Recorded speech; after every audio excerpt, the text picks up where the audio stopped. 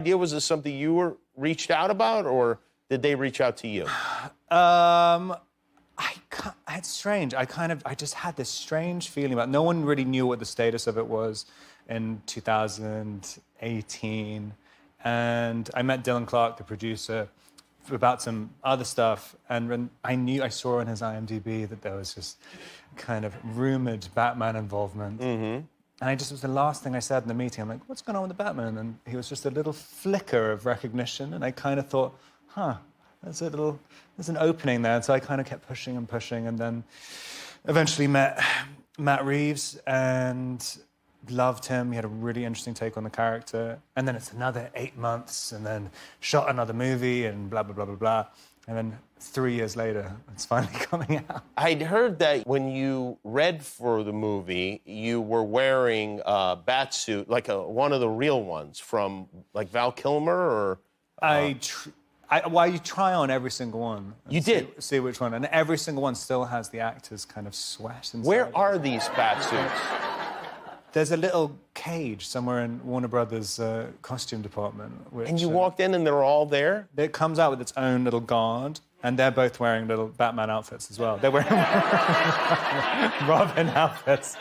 But they really don't care. They don't care which product they worked on. It's the same people in the costume department who worked on every single one of the Batman movies. So they don't really care like who the director is or anything. They like, do not mess these suits up. So you put on this Batman, do you call it a costume, or what's the proper bat suit, I guess? I put on...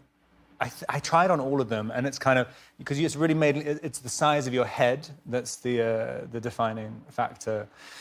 And I think the body fit more on Val Kilmer's one, and the head fit on Clooney's one. So okay. They kind of Frankensteined it, but either one didn't really fit.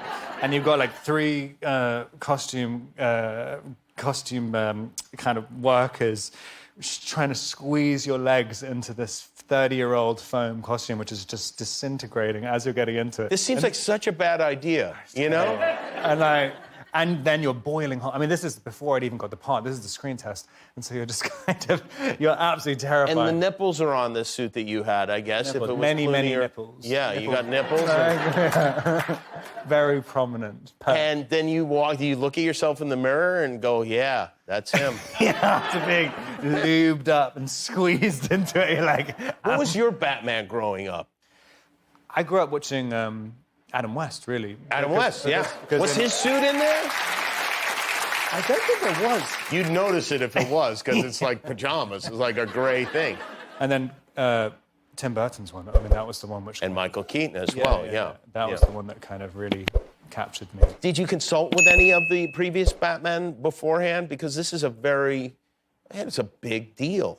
It is. I mean, I was a bit scared to kind of ask them anything. I bumped into Christian Bale next to him at a urinal, and that was I guess it kind of inspired him to say, the first thing you need to do in the batsuit is figure out a way to pee. And so when I went to the costume department, I was like, first things first.